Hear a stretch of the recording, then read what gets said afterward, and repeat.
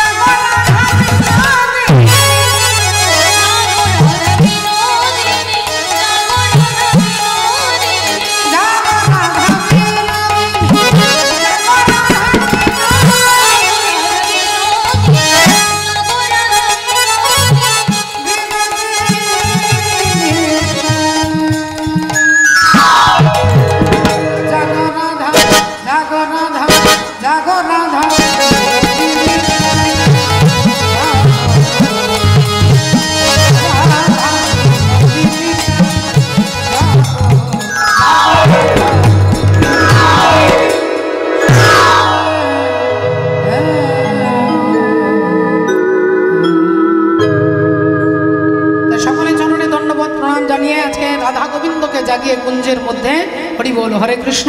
মাননীয় ভক্তমণ্ডলী ভক্তিমতী মায়েরা, আমরা শুনব আজকে মহাভারতকে অবলম্বন করে, মহাভারতকে লক্ষ্য করে আজকে মহাভারতের এক বিশেষ চরিত্র, আমরা তার কথা শুনবো, আমরা তার কথা জানব। আমরা জানব যে মহাভারতে এক পুত্রের হাতে এক পিতার মৃত্যু হয়েছিল, ছেলের হাতে বাবার মৃত্যু। তিনি কে, সেই বাবাকে, সেই ছেলেকে, তার তথ্য জানতে গেলে আজকে ওই যে আপনারা শুনলেন মা গান্ধারী ভগবানকে অভিশাপ দিল, আমার বংশ তুমি যেমন ধ্বংস করে দিলে, একদিন আমার মতো তোমারও বংশ ধ্বংস হবে। সেই ভগবান আজকে বেরিয়ে আসছেন, গান্ধারীর সঙ্গে কথা বলে বেরিয়ে আসছেন। আর এমন সময় দেখা হয়ে গেল কার সঙ্গে না, তৃতীয় পাণ্ডব অর্জুনের সঙ্গে। অর্জুনকে দেখার সঙ্গে সঙ্গে ভগবান বললেন, অর্জুন। অর্জুন ভগবানের দিকে তাকিয়ে বললেন, কি ব্যাপার, তোমার মুখটা তো শুকিয়ে গেছে, তুমি চির শ্যামল সুন্দর, তোমার মুখে এত দুঃখ, এত বেদনা, এত হতাশা, কি হয়েছে? ভগবান একটু লীলাময় হরি তো, ভগবান একটু বললেন, আর বলো না অর্জুন, মা গান্ধারী, পিসিমা গান্ধারী আমাকে অভিশাপ দিয়েছে, বলি আমার বংশ ধ্বংস হবে, আমার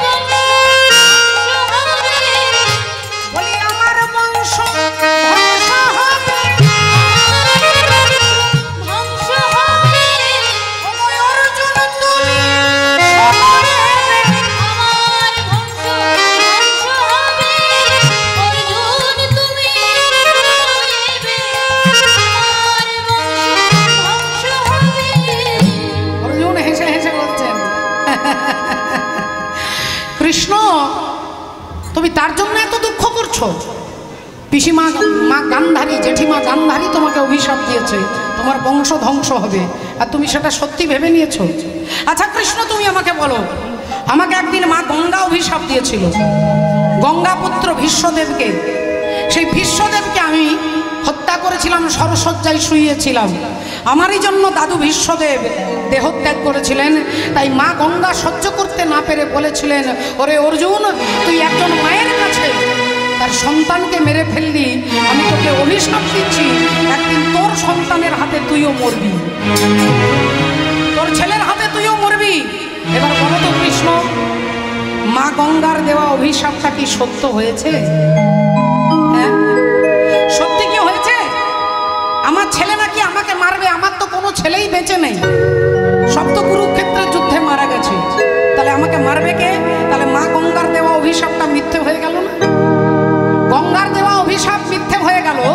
এ কথা যেই বলেছেন ভগবান অন্তর্যামী, তিনি মনে মনে চিন্তা করলেন, তাহলে অর্জুনের অহংকার হয়ে গেছে, অর্জুনের অহংকার হয়ে গেছে। রাধে রাধে। তাহলে আগে আমার নাম হচ্ছে দর্পহারী মধুসূদন, আমি কারোর অহংকার রাখি না। তাহলে আজকে অহংকারটাকে চূর্ণ করতে হবে, আর অহংকারকে চূর্ণ করতে গেলে অর্জুনের ছেলের হাতে অর্জুনকে মারতে হবে। দেখুন, চিন্তা করে দেখুন, যে ভগবান অর্জুনকে নিজের বুক দিয়ে আড়াল করে তাকে কুরুক্ষেত্রের যুদ্ধে রক্ষা করলেন, আজকে সেই ভগবান বললেন অর্জুনের বিনাশ করতে হবে। অর্জুনের বিনাশ হবে না, হবে তার অহংকারের বিনাশ। তো ভালো করে লক্ষ্য করে দেখুন বাবা, এই জগতে কারোর অহংকার ভগবান রাখে না, শুধু অপেক্ষা ওই পাপের কলসিটা ভর্তি হওয়ার মতো। যেদিন কলসিটা ভর্তি হয়ে যাবে, সেদিন আপনি যত বড়ই ব্যক্তি হন না কেন, আপনার কর্মের ফল আপনাকে ঠিক পেতে হবে, পেতে হবে। রাধে রাধে। আপনি যত বড়ই ব্যক্তি হন না কেন, কেউ বাঁচবে না। আজকে দেখুন লক্ষ্য করে, তখনই ভগবান বললেন, আচ্ছা তাহলে মা গঙ্গা তোমাকে অভিশাপ দিয়েছিল, আচ্ছা এগুলো এই কথাগুলো বাদ দাও। আচ্ছা বলো তো অর্জুন, তোমার দাদা যুধিষ্ঠির রাজ্য যজ্ঞ করছে, যজ্ঞের ঘোড়াটা ছেড়ে দিয়েছে? বলে হ্যাঁ, যজ্ঞের ঘোড়া ছেড়ে দিয়েছে। যুধিষ্ঠির অশ্বমেধ যজ্ঞ করছেন, যজ্ঞের ঘোড়াটাকে ছেড়ে দেয়, যে রাজ্যের ওপর দিয়ে হেঁটে যাবে, সেই রাজ্যের রাজা যদি ঘোড়াটাকে ধরে, তাহলে সেই রাজ্যের রাজার সঙ্গে পঞ্চপাণ্ডবের যুদ্ধ হবে, আর যুদ্ধে তাকে পরাস্ত করলে সেই রাজ্যটা যুধিষ্ঠির মহারাজের হয়ে যাবে। আর ঘোড়াটাকে যদি না ধরে, তাহলে বিনা প্রতিদ্বন্দ্বিতায় তিনি জয়লাভ করবেন। এখন ঘোড়া ছুটছে, অশ্বমেধ যজ্ঞের ঘোড়া ছুটতে ছুটতে ছুটতে ছুটতে যাচ্ছে কোথায়? আসাম, মণিপুর রাজ্যে। মণিপুর রাজ্যের ওপর দিয়ে অশ্বমেধ যজ্ঞের ঘোড়া ছুটছে। আর ওই মণিপুরে ছিল রাজা, মণিপুরে ছিল রাজা, মণিপুর রাজ্যের রাজা, কি নামটা? মণিপুরে ছিল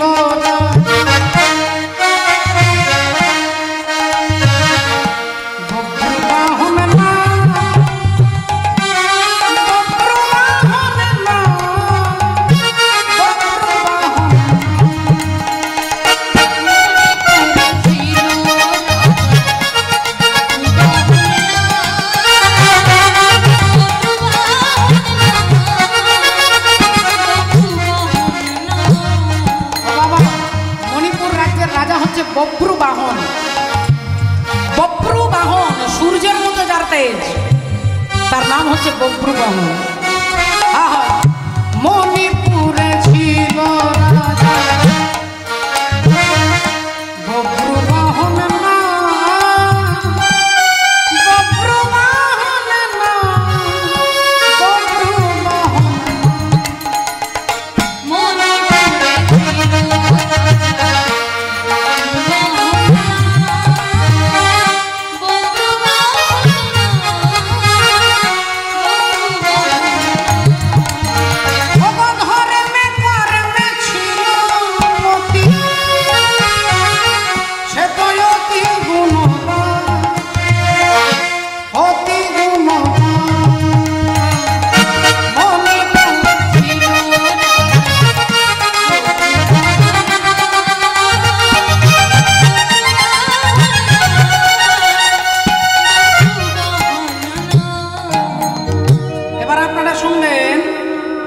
রাজা বভ্রুবাহন, যিনি হচ্ছেন অর্জুনের ছেলে,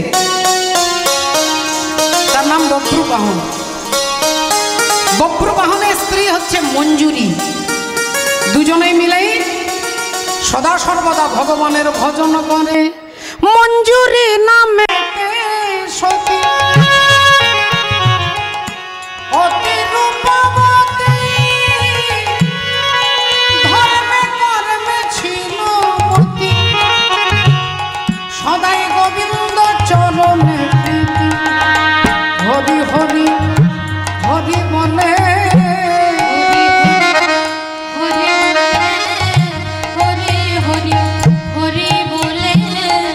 গোবিন্দ তোমার হলাম বলে, হরি বলে গোবিন্দ তোমার হরি হরি হরি বলে, গোবিন্দ তোমার হলাম বলে, বলিয়ে জনমে জনমে জনমে, গোবিন্দ তোমার হলাম বলে, বলিয়ে জনমে জনমে জনমে, হৃদয় গৌর শিরোমণি বলে।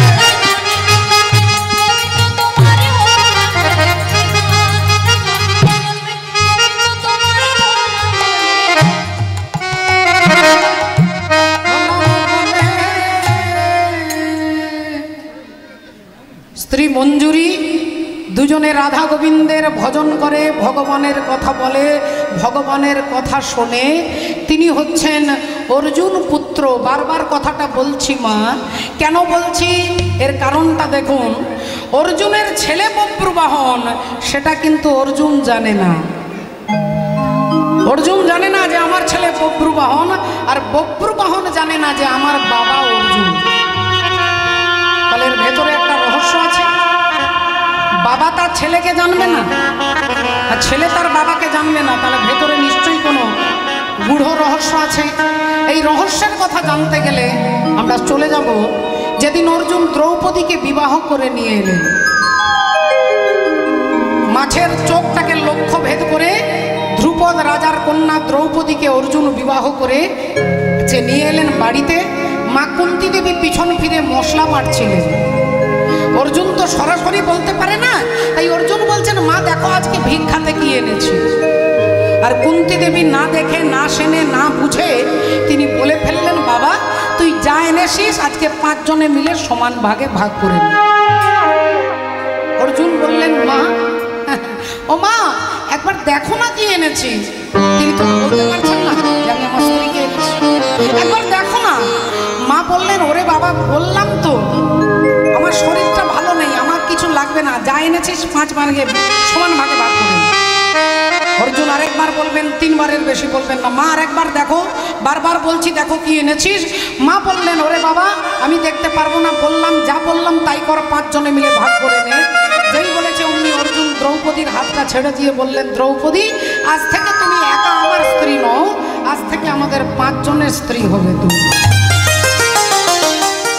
অর্জুন এ কথা যেই বলেছে হতভম্ব হয়ে গেছে রাজা যুধিষ্ঠির। তিনি বললেন, ভাই এ তুই কি বলছিস? একজন নারীর 5 জন স্বামী? আরে বাবা মা না দেখে না জেনে বলে ফেলেছে। অর্জুন বললেন, মা না দেখে বলেছে, কিন্তু মায়ের আদেশ তো হয়েছে, যা এনেছিস ভাগ করে নে। তাই আজ থেকে দ্রৌপদী সবার ভাবে সমান অধিকার, এই 5 জনের স্ত্রী হবে দ্রৌপদী। না অর্জুন তুমি ভুল করছো ভাই, এটা হতে পারে না। অর্জুন বললেন, দাদা মা যখন বলে দিয়েছে এটাই হবে। এইবার 2 ভাইয়ের মধ্যে তর্ক হচ্ছে, আর অমনি পেছন থেকে কে এসে দাঁড়ালেন? অন্তর্যামী শ্রী গোবিন্দ অন্তরে জানিয়া,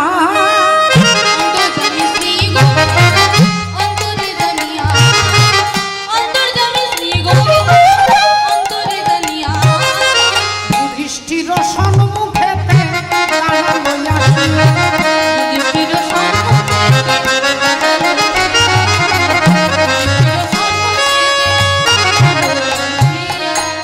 যুধিষ্ঠির বললেন, কৃষ্ণ দেখো তো এই ঘটনা, ভাই বিয়ে করে এনেছে, মা না দেখে বলে দিয়েছে 5 জনে মিলে ভাগ করে নিতে।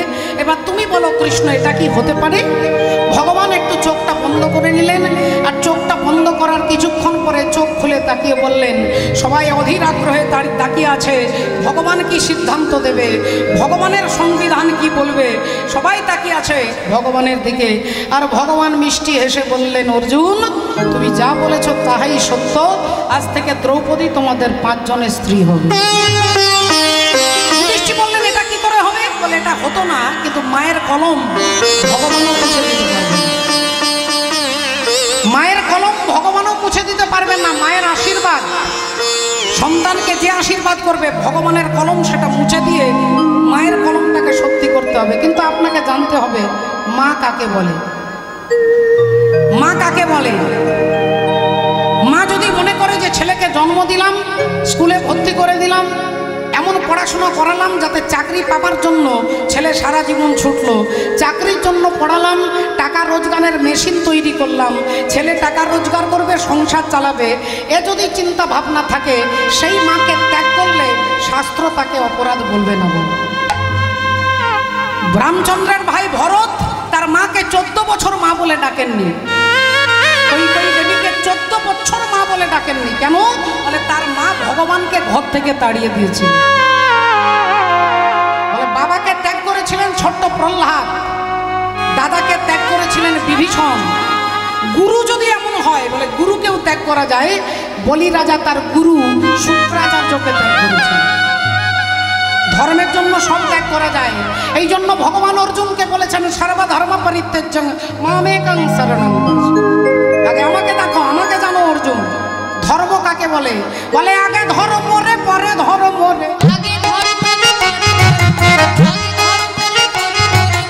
আগে ধর্ম রে। আচ্ছা মায়েরা মনে মনে বলে দেখুন, ধর্ম ধর্ম ধর্ম ধর্ম ধর্ম ধর্ম, মকে ধরতে বলছেন। ধর্ম ম দিয়ে কি হয়? বলে ম দিয়ে মন্দির, ম দিয়ে মাধব, ম দিয়ে মদন মোহন, ম দিয়ে মন। যে কোনো একটা মকে ধরতে বলছে।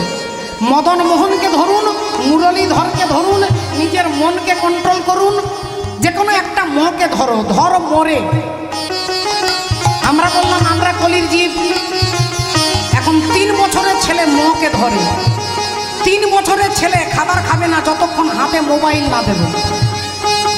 হাতে মোবাইল না দিলে ছেলে খাবে না। তাহলে ছেলে ম ধরেছে, ম দিয়ে মোবাইল। ছেলে আরেকটু বড় হবে, তারপরেই ধরবে মদের বোতল। ছেলে আরেকটু বড় হবে, তারপরেই তার 4 মোটর সাইকেল। তারপরে মোটর সাইকেলের পেছনে ম, একটা মহিলা বসে থাকবে। ছোট থেকে বড় পর্যন্ত ম ধরছে, আর আপনি ম ধরার কথা বলছেন আমাদের। বললেন আমি বলেছি ম ধর মরে। বলে আগে ধর মরে, পরে ধর মরে।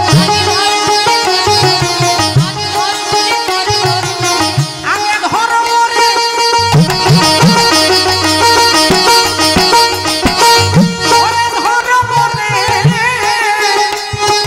আগে ধর মরে, পরে ধর মরে।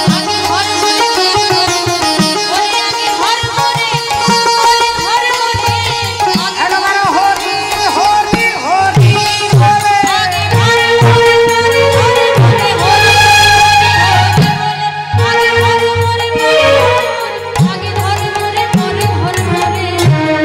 সর্বধর্ম পরিত্যাজ্যং। তাই ভগবান বললেন, দাদা যুধিষ্ঠির আজ থেকে দ্রৌপদী তোমাদের 5 জনের স্ত্রী হবে।